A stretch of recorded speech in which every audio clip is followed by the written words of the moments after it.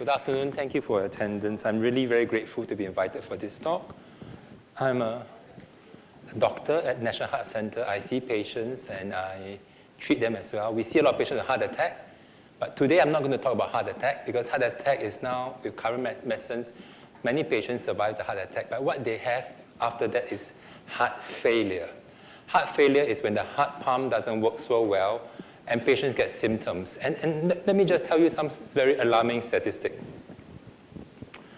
Heart failure patients in Singapore are younger than those in the West. And this is results that came out of a survey, a registry study done in Singapore by my colleague, Dr. Caroline Lam. And Singapore patients are also more prone to diseases like diabetes.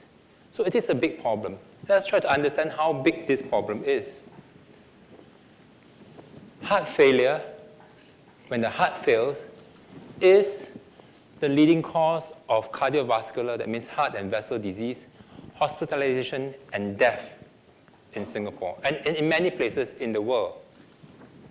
What we don't realize is that when you talk about people with heart failure, heart disease, it's actually the same as cancer.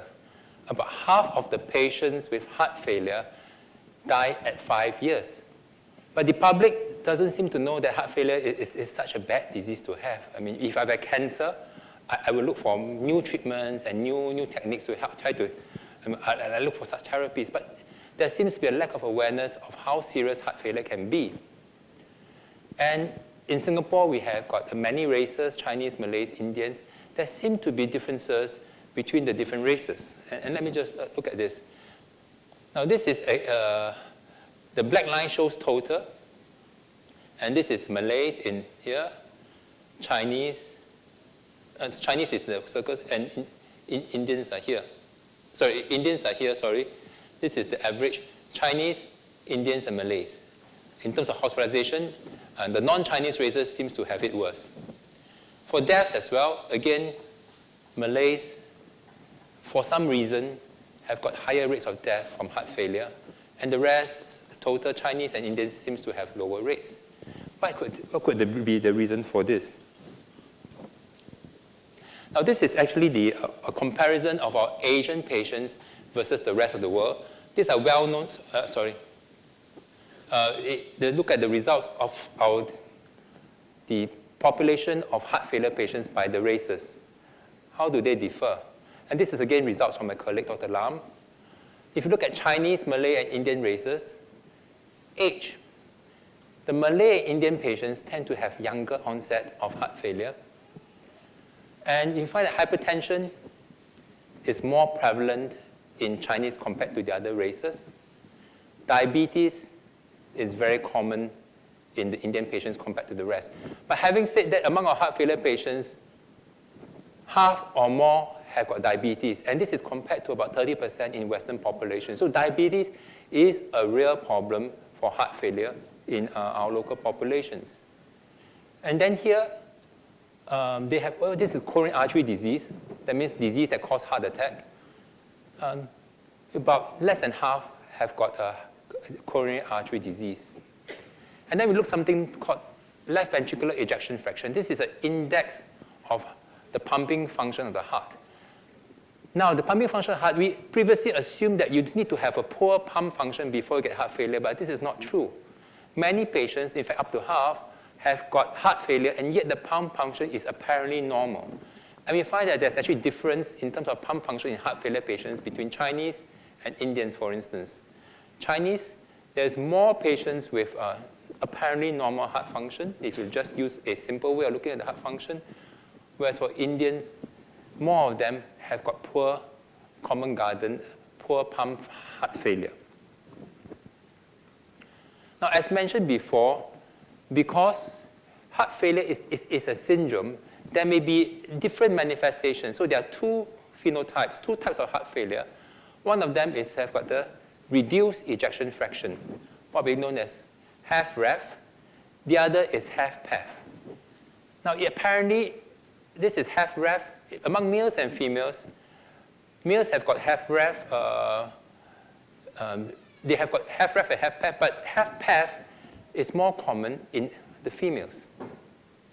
In HFrEF, where you have reduced ejection fraction, the heart becomes dilated, the walls are thinned out, and the fibers are stretched long compared to normals.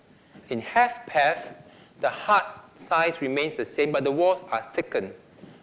But then, because of thickness, they are more stiff, and they cause symptoms because the heart is stiff and cannot accept blood flow easily.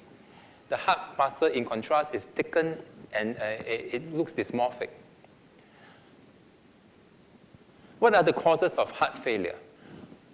This is a cause that you are familiar with. That means it's an ischemic cardiomyopathy, that is the injury that is after a heart attack, the heart muscle becomes destroyed, part of it, then the heart dilates, and you have usually a heart failure with a reduced ejection fraction.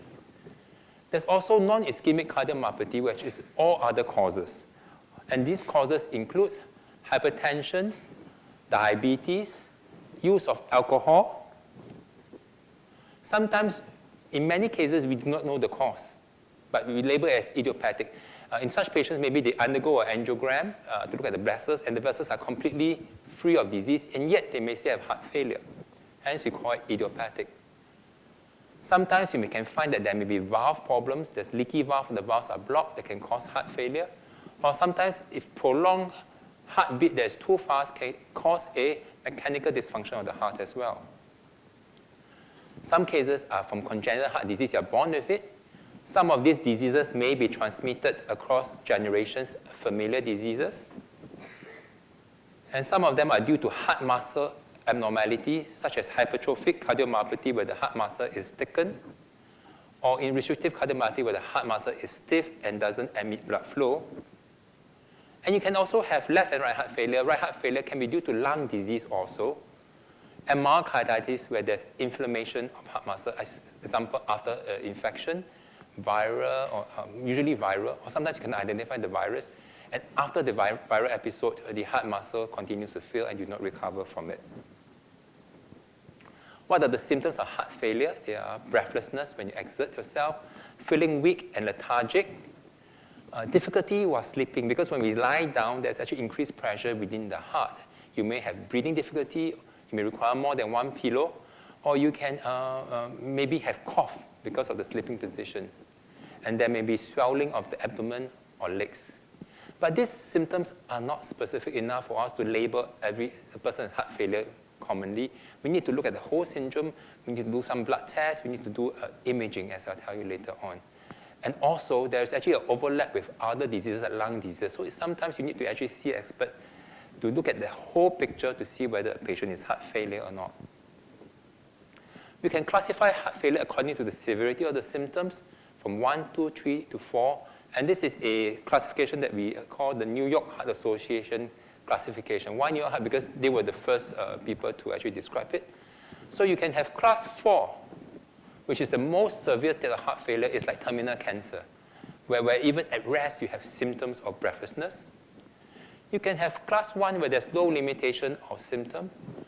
Class 3 is a moderate marked limitation of symptoms. For instance, walking to the toilet, 10 meters, walking around in the house is actually a limitation. That's heart failure symptom. And class 2 is the rest. That means you can do, you are somewhat limited, but you can still perform most activities of daily living. Now, as I mentioned to you before, heart failure is like cancer. There's actually stages. So if you look at advanced cancer, its equivalent is actually stage D, whereby there's advanced disease is so advanced that, that the prognosis is so bad. But you also have got very early stages of heart failure whereby there's risk factors like diabetes, hypertension, but without any demonstrable heart disease. And there's also stage 2, where heart disease is present.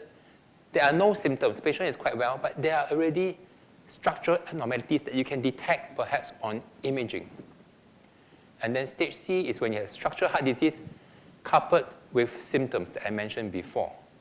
Now, in both of these two stages, and this comprises the majority of clinical heart failure that we see, that means stage 2 and B, stage B and C are the patients that we see in our clinics. And you note the importance of structural abnormalities in this patient.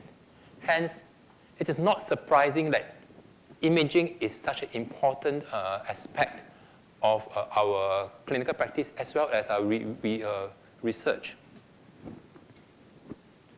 Now, imaging heart failure is very important because it facilitates diagnosis.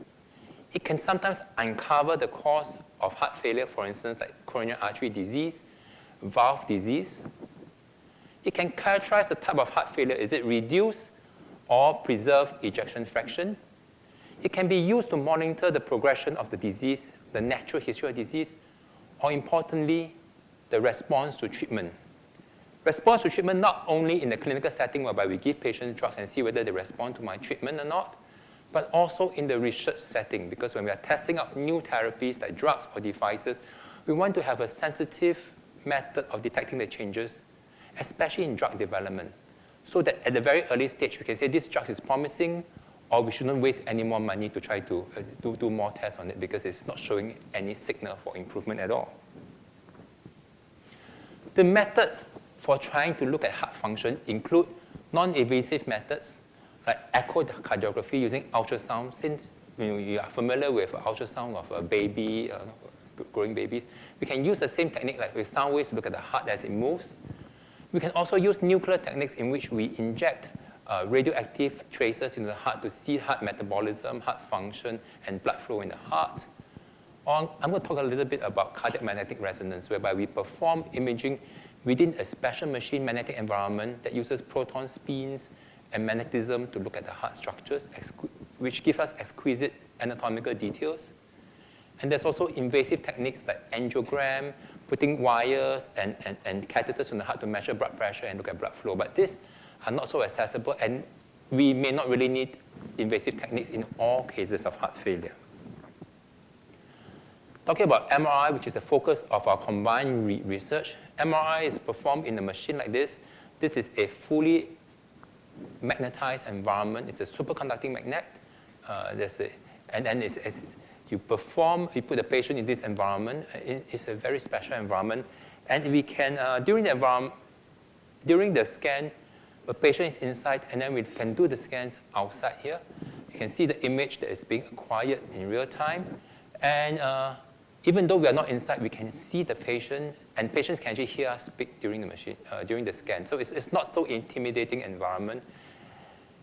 And this is the style of the images that we get. This is a scan of the heart, of the body, one of the first scans that we do when we perform MRI, just to look at the heart. And it's really a very cool picture. It really is a window to the heart. Now, when are we doing all this? Because we think that there are questions that we need to ask about risk factors. Why is it that with the same risk factors, some patients develop heart failure with preserved ejection fraction? Some patients have got reduced ejection fraction. These are really quite interesting questions for research. The Asian phenotype, as I tried to mention to you before, is quite different than the West. We seem to have more diabetes, and we develop heart failure earlier than Western patients. Why is this so? Is it just lifestyle that is different, or are there underlying genetic differences that actually make us more prone to heart failure at an earlier age, more vulnerable? And again, the focus of our combined research is that we believe that advanced cardiac imaging can facilitate the diagnosis of changes, structural or functional changes in the heart at the early stage. And that allows us to have more accurate diagnosis, and importantly, for detecting changes early in response to treatment. And this will really be, as I mentioned before, a very valuable tool for drug development and new treatment development. The current methods of looking at the heart with using echo, MRI, or nuclear scans is really very limited in a way. A lot of the assessment is based on what we mentioned, the LV ejection fraction, how well the heart pumps. A normal value of ejection fraction is about 50%. So if it's below that, it's called abnormal.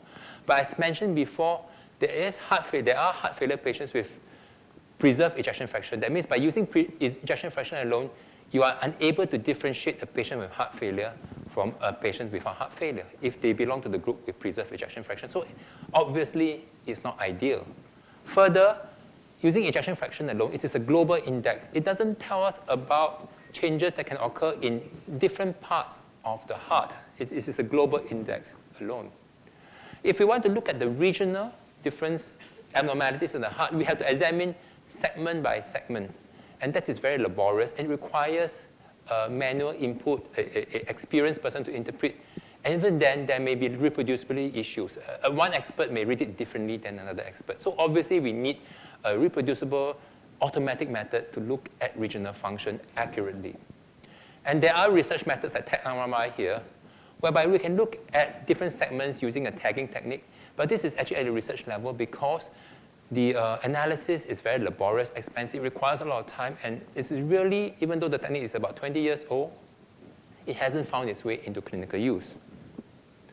Now, what our combined group has done, Heart Center with IHBC, Institute of High Performance Computing, have in the last 10 years actually developed new techniques for looking at the heart. We believe this is very promising. It's based on using a curveness index to describe point function in the heart. That means you can describe how well a heart is moving at every individual point using a curveness-based index. And this is independent of the frames of reference, is position and angle dependent. So every point itself has got information. It can also extend the diagnostic possibility of MRI imaging. We can use an MRI image and input it using curveness, and this image itself will contain all the necessary information at every point of heart function, both global and regional. So this is a moving heart, and you can see that every point itself has got a quantitative value.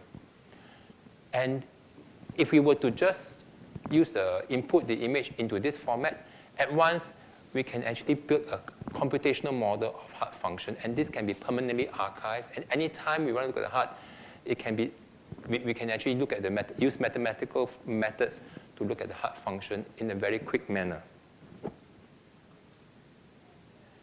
So we can look at the curveness at different stages of the heart before it contracts, at the end of contraction. And this is a normal heart. You can see that using the color scale, there's more vigorous contraction. That means a higher curveness change between end diastole and end systole. That means during the cycle. Whereas this is a patient with a heart attack. We find that before the heart contracts and at the end of contraction, there is hardly any change. Now, you might say that we can get the same information just by looking at images and seeing the heart beating, whether it's effectively thickening or not. Yes, we can get the same information by looking at image, but every time we have to go back to the images and assess again, and different persons assess it differently. What we have here, if you actually transpose everything to a mathematical model, the image is actually automatically, this information is automatically derived. There's reproducibility is very high, and this information is permanently imprinted and archived. That means you don't have to go back to original images anymore. You already have all the table values, and you can actually link it up with databases for research purposes. And this is, we believe, a very accurate method and simple, efficient method of archiving large amount of information into a format that is easily understandable by computers and machines, so you can perform sophisticated analysis with this efficiently. But does it really mean anything or not? We think that it does because we have some information to suggest that the amount of curveness change can be related to actual biological abnormalities. Here we have a patient with heart attack, and we know it's heart attack because we use a very new, very established MRI technique called gadolinium enhancement. A patient with heart attack, the heart attack area is depicted as white here, is area of heart attack, and the black area is actually normal muscle. You find the heart attack, it can occur with different thickness. For instance, in this area is almost full thickness, 100% thickness. This area is about 50% thickness. So normally, we have to use this type of images with contrast given to determine the extent of heart attack. But here, if we look at curveness alone, the change of curveness before and after the heart contracts, we find that if you're looking at different extent of heart attack thickness involvement from no heart attack to 25% heart attack, half of the wall has heart attack, 75%, or a full thickness heart attack, we find that the curveness change is very nicely correlated. It comes down very nicely. There's a reproducible relationship between curveness change as the heart contracts and the extent of heart attack.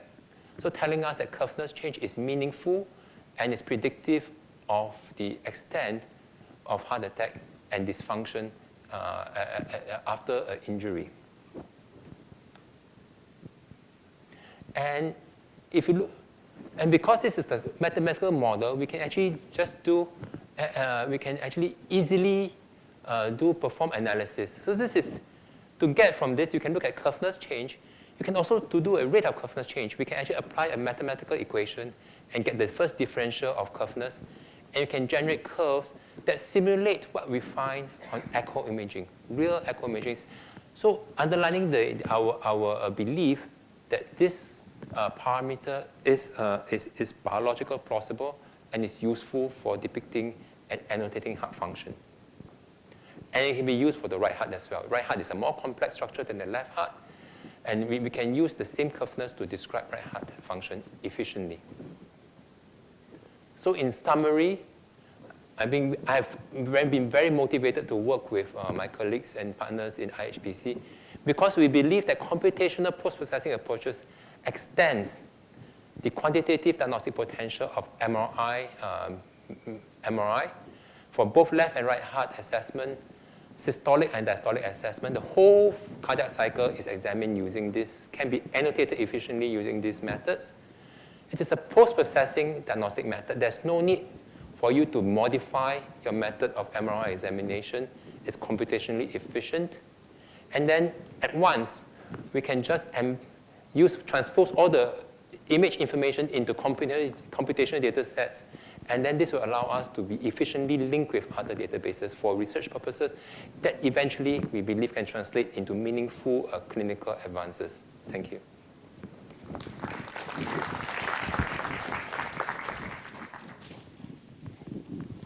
Okay. Thanks, Rusan, for giving the background of our work. So I'll go on and cover some of the more engineering or technical detail of what Rusan has covered. And okay, let's see. Okay, I think earlier he has mentioned that MRI take pictures of your heart, and this is exactly what it looks like. It takes pictures in slices. So I think if you can, let's go back. Oops. Okay. Oops. No, okay. You can see that it takes picture in slices. It's supposed to be a movie, but apologize for it not being played. So what we do is that we take these images, we put it into a computer, and we're able to build a model. So, like what he mentioned earlier, this model can be used to archive information, to process all this data, and to give regional information to the clinician to aid them in making the diagnostic. But how do we do this? This is just an output from what we have done. And in case some of you are interested, we do have a booth at B2 that showcases to give you a demo of what CardioWorks can do.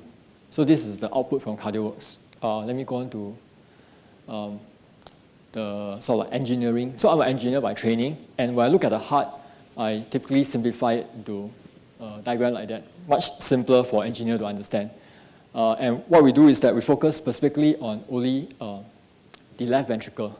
Why? Because the left ventricle here is the most powerful pump in your heart, and when this pump gets damaged, especially during a heart attack, the prognosis is not very good for the patient. And this is what I mean when we piece together the whole heart. These are actual MRI images. What we do is that we identify where the left ventricle is. We build what we call a 4D model. Why is it 4D? Because it's 3-dimensional. It has a shape, but it also moves. That's why it's 4-dimensional in time as well. And we do our analysis using this model here. Let me go on to the science. From the image to the final output, it comprises of a series of steps. And these are the steps that's taken, or the steps that were developed together with Ruslan and his team at National Heart Center. So it involves a series of processes: image synthesis, curation, generating a motion, as well as the analysis and the simulation. Now, let me try to guide you through each of these steps in a bit of detail. So the first step, identifying where the left ventricle is. So from the image, I think on top of the image here, we actually try to draw a circle to signify where the left ventricle is. In the hospital, usually this is done by someone who is trained and experienced. But for MRI images, you can imagine there are like hundreds of images. So for someone to manually sit down and draw, it's very laborious and very tedious. So we try to come up with methods to automatically do that. And how do we do it? If you look at all these images, they actually represent by a set of numbers. What we're trying to do, we try to find sharp differentiation between groups of number and try to identify this. This is what we mean in technical term, for those who are familiar, image segmentation. So we try to develop automatic methods to help speed up this process. And that's the identifying part. After we identify, what we have is we have a set of points that represents how your LV looks like. And how do we reconstruct the model? We piece them up together such that you get a final shape that looks like this. In technical terms, this is called a 3D reconstruction. How do we do that? Let me give you a 1D example. So given a series of dots, I can always draw straight lines through this dot to connect them. Or I could do even better. I could connect a series of curves. It makes it look better in the sense there's no sharp edges. So for 3D,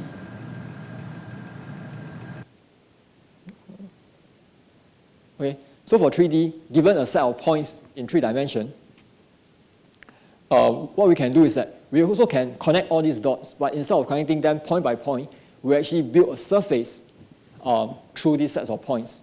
And that's how we get the 3D model of the ventricle that you see.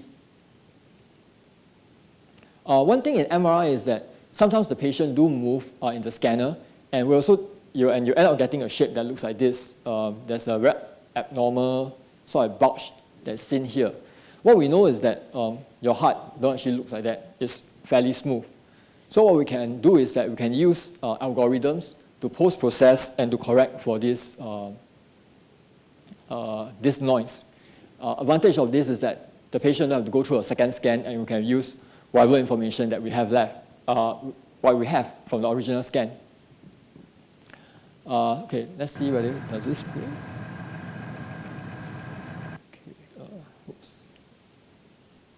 Okay, sorry.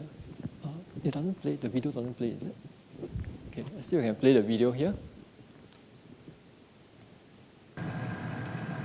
Oops, okay, it doesn't play. Apologies for that.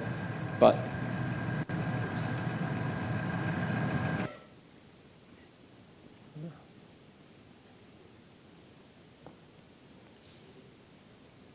Okay, this is how a normal model of an individual looks like. So what Ruslan mentioned earlier was that doctors are interested in looking at the regional function of your heart.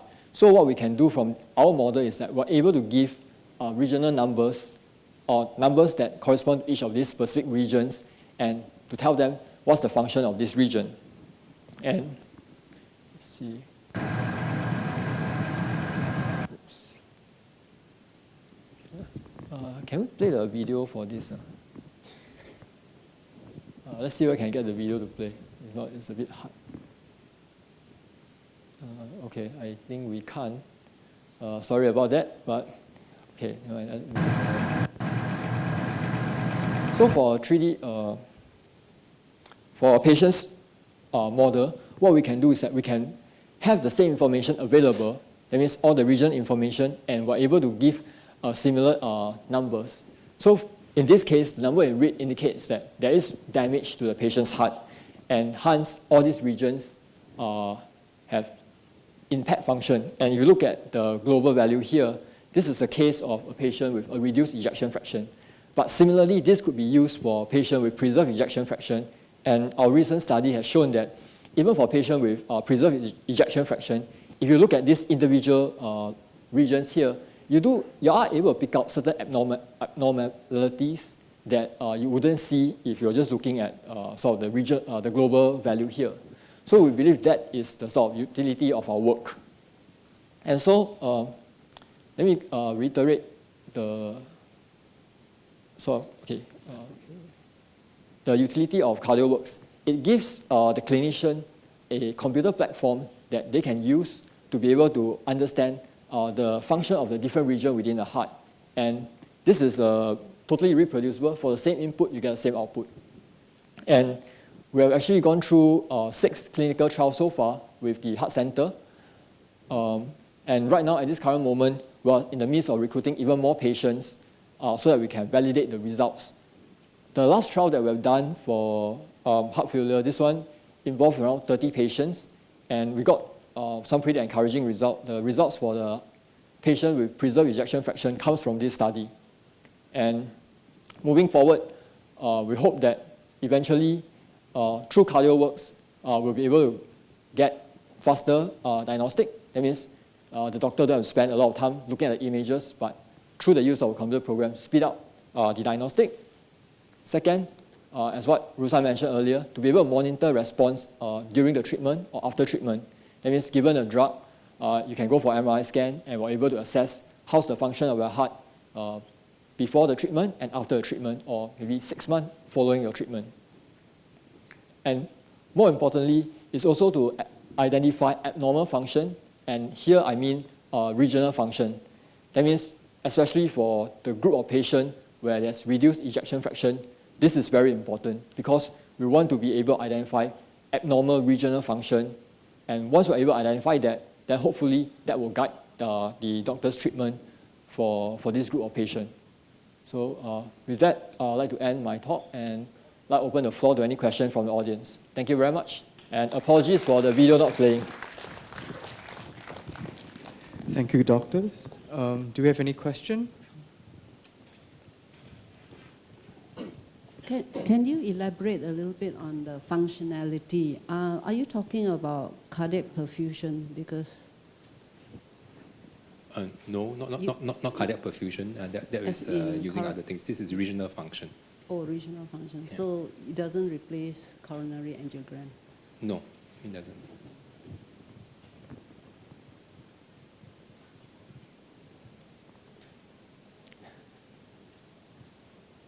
Nobody have any questions?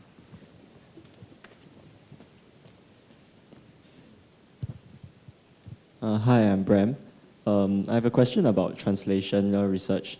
For instance, here we see that engineering is being used in biomedical sciences, Yes. in biomedical research, Yes. to produce useful clinical products.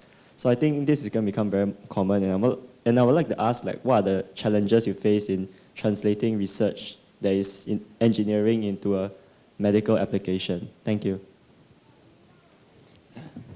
I think the challenges are, firstly, your technique must be sensitive, and we think ours is. It must be reproducible. And here, because a lot of we have actually put in very sort of strong efforts into making it automated. By removing the human variable, you're able to make the results reproducible. And the third thing is you must make sure that your technique is easily adaptable. Now, you can have very sophisticated, sensitive techniques that involve maybe angiogram or whatever, very complicated methods, but nobody's going to use them because it's expensive. So our technique really relies on the fact that these images are really available. We have MRI images, but we find that, as a clinician, I find it very frustrating because what I can get at the end of the quantitative measures I can get is only ejection fraction, maybe the volumes and mass. These are global measures. I can certainly write in descriptive words about, oh, this part is not moving so well, that part is not moving so well. We lose a lot of the important information both in space and time. The full potential, diagnostic potential, the spatial temporal potential of a MRI examination is not exploited at all routinely for diagnostic purposes. And this is where CardioWorks come in. By using it by putting everything and translating into a computational model, that model contains everything we need to know about space and time of that image data set, and even more. Because by manipulating the data computationally, you can derive new indices. So this is why this is the power of this new language. Okay. Now then, the other hurdles, of course, so we think we have the basic ingredients to make this a successful model because it's reproducible, it uses available information, and it value adds because it's something, the computation model is a new, novel idea. But what we lack is basically clinical validation. Now, many of the techniques needs 10, 20 years for us to show that it's clinically useful. We're trying to fast forward that process by already using our platform in an important clinical trial that we're doing now. That means we're collecting about a few hundred heart failure patients in Singapore, trying to do CardioVerse on them, and trying to follow out the outcome. Only with such solid data and clinical meaning can we really lay a claim to say that this our platform impacts management. But before that, it's promising, but difficult to make so strong a claim. But I think we should be, the journey is still a few more years to reach that. And because we have support from funding and the platform is already available and expertise that's available through this collaboration, I think we can get there sooner than later. Thanks. My husband just went to this He came back and told me it's superior to 64-slice CT scan. So did you tell him that? We shouldn't discuss individual patient detail here. I would say superior because as a researcher, we would say that we cannot make that claim. This is all part of research. I cannot say that it will benefit you or that it's superior. I can say that we are actually hoping to find new methods that potentially can benefit future patients because of a better understanding. So I cannot tell him this ethically. But in heart of hearts, I think this really is novel because it makes use of available information that is not otherwise harnessed. As an example, I mean, we have libraries last time, right? We have books. Information library, you must actually look at index, paper index, and go in and look. But now Google has done Google Library. So that at the click of the buttons, you can actually find, reference all the information. And this is analogous to Google Library. Because previously we have information, I know the information is all there, but every time I need to, people ask me, hey, what is the function on the right hand, on the middle part of the anterior wall? I said, okay, I know the EF, but I must go back and read again. So I must go back and pick up images and then put it on the screen and see again. But now I have a computation model, and before even looking at the image, I can say, okay, I can give you the information. I can not only tell you the anterior wall, I can tell you the posterior wall, everywhere else, because it's already encoded. And what more do you need? I can just, if you need need to know how it changes with time, first derivative, second derivative, I can give you. Okay. Coronary flow, I mean, these collaborations, actually, we are actually working, it's a separate project of ours. So it's separate from this. But our collaboration has actually smoothened the process in which we can actually apply the same philosophy to tackling other things. Because like MRI, coronary angiogram also has lots of information that's not harnessed. So we are trying to use our platform, our collaboration platform, to look at other information as well. I would like to add, the other point that what Ruslan mentioned is that I think as engineer, we need to understand the clinician's pain point. So he mentioned that there's a lot of information encoded in the images that's not being exploited. So being able to understand that actually will enable us to work more closely together with them.